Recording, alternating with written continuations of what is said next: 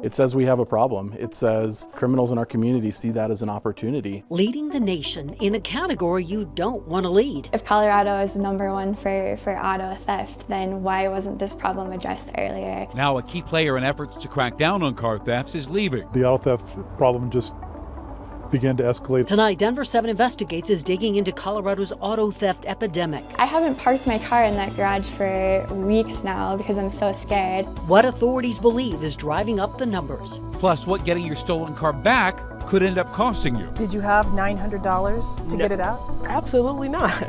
Unruly passengers continue to be an issue in the sky. Now, at least one airline wants to take penalties a step further. We need to resume to a period of where we trust that we're going to fly safely. Why some argue a no-fly list is a bad idea. Well, you might want to check on your car before you go to bed tonight. Colorado has the unfortunate distinction of being #1 in car thefts. But as thefts rise in our state, Denver 7 investigative reporter Jennifer Kovaleski found one department is pulling back on their efforts to catch car thieves, frustrating victims now taking matters into their own hands.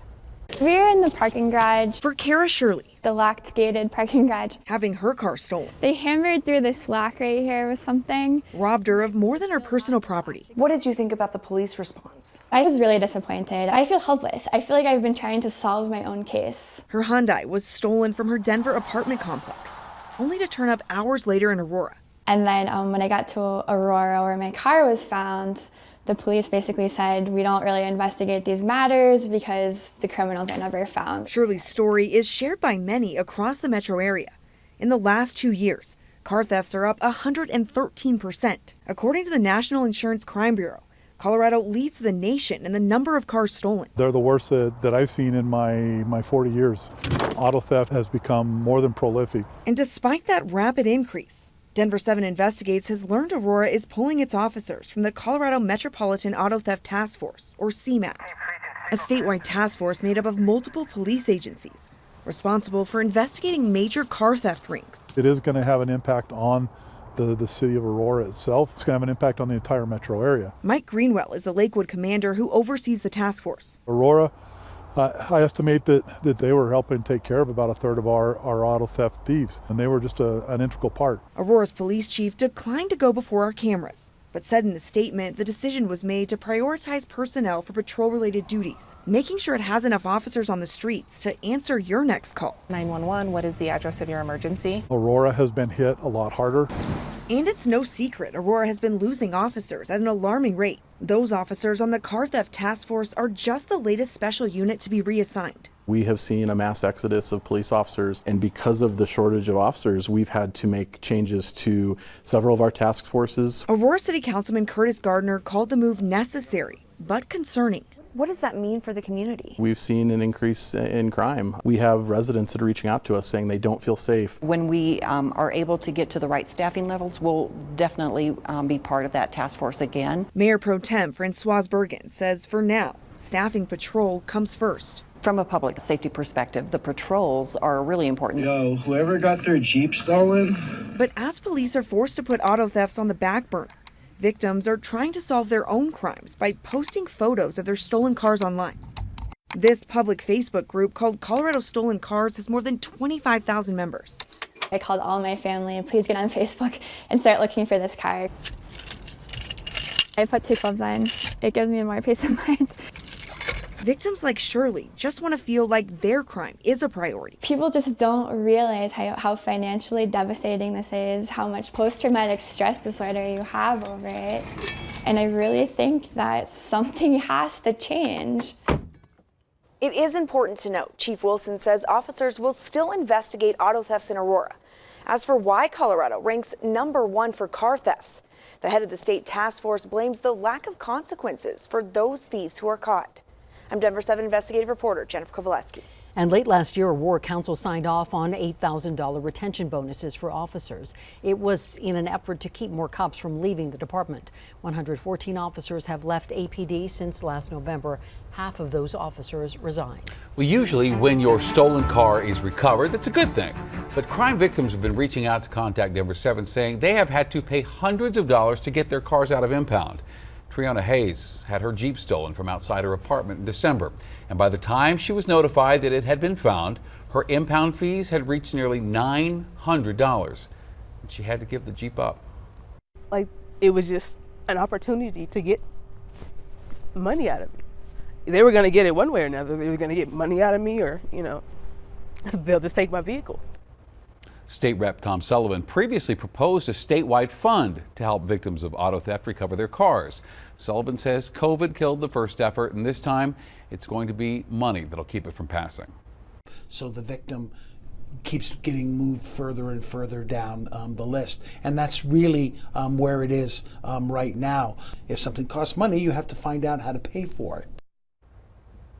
If you've had to pay to get your stolen car out of impound, we'd love to hear your story. You can reach us by emailing contactdenver7@thedenverchannel.com.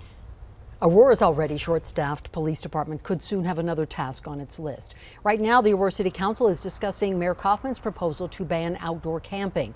This proposal would require 72-hour notice before a camp can be cleared out. It would also require city staff to identify new areas where those experiencing homelessness can go. Councilmember Allison Coombs tells Denver 7 she's concerned it could mean another strain on APD's already limited resources. I don't understand how logically we can say that we should put something this big onto the plate of police officers when we're also saying just weeks ago that we don't even have enough police to address actual crime. Coombs also shared concerns that the camping ban could lead to more people ending up in jail.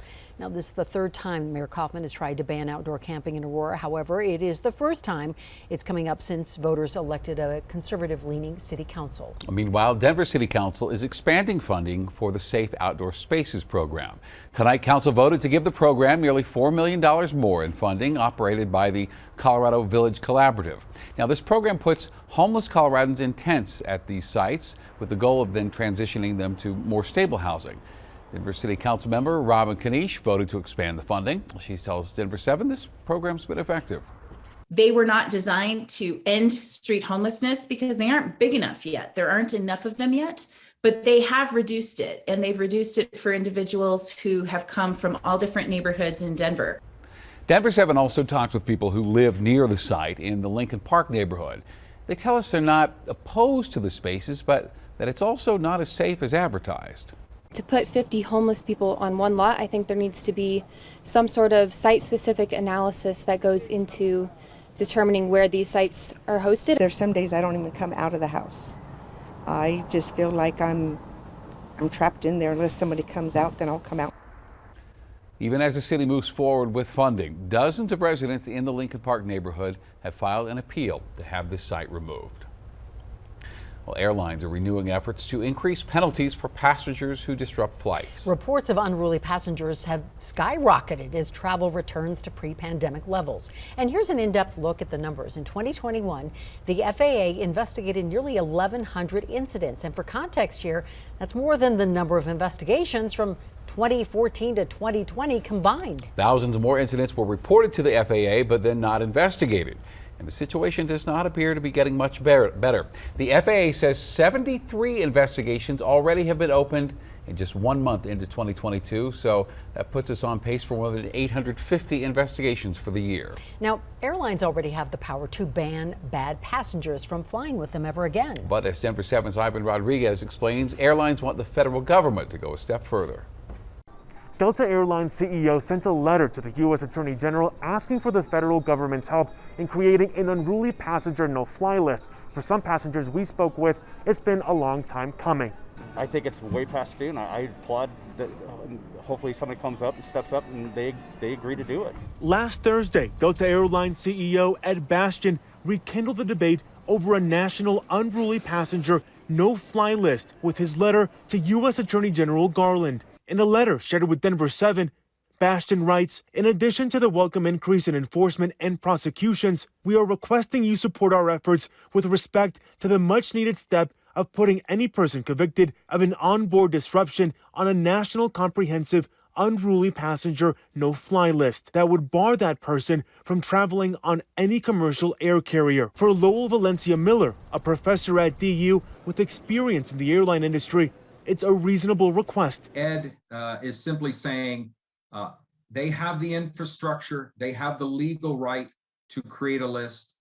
Should we not at least track those unruly passengers so that if they're unruly on Delta, what's to say they won't be unruly on United? Delta says it has already put 1,900 people on its own no-fly list. Valencia Miller argues creating a universal list for airlines could bring travelers peace of mind. This list would give us one more tool to ensure to the traveling public that our flights are safe. But those opposed are worried some airlines may abuse the no-fly list, saying there's no clear definition of unruly, plus it's not clear how long someone would be banned from flying. There's no excuse for being rude to a flight attendant. What I fear is it being abused. If you have a passenger that isn't behaving properly or saying the right things, you could have a flight attendant decide, I'm going to put you on the no-fly list and put you through that. That's happened. I've seen situations, I've worked on cases where situations where people were put on a no-fly list for no reason at all. No other airlines have supported Delta's request. For some passengers, the rules of flying are clear. People who are flying, they know the rules, so don't be unruly. If you're going to be unruly, then don't fly. Last year alone, the FAA reported nearly 6,000 cases of unruly passengers. About 4,000 of them were related to masking. At DIA, Ivan Rodriguez, Denver 7. Well, we have a correction to a story that ran in our 5 o'clock newscast tonight. We reported that Delta was ranked the worst airline by the Wall Street Journal, when in fact, that Wall Street Journal ranking shows Delta as the best airline. Proving age is just a number. You're never too old to have as much fun as a college student, and that you can let go and just be silly and goofy, and that's okay. After the break, we're taking you to Boulder to meet a group of seniors showing us that spirit is ageless. A mild and dry Monday, but I do have a chance of snow coming up before the end of the week. Going for another ring. As the Broncos mark 6 years since their last Super Bowl win, the MVP of that game has his sights set on hoisting the Lombardi once again.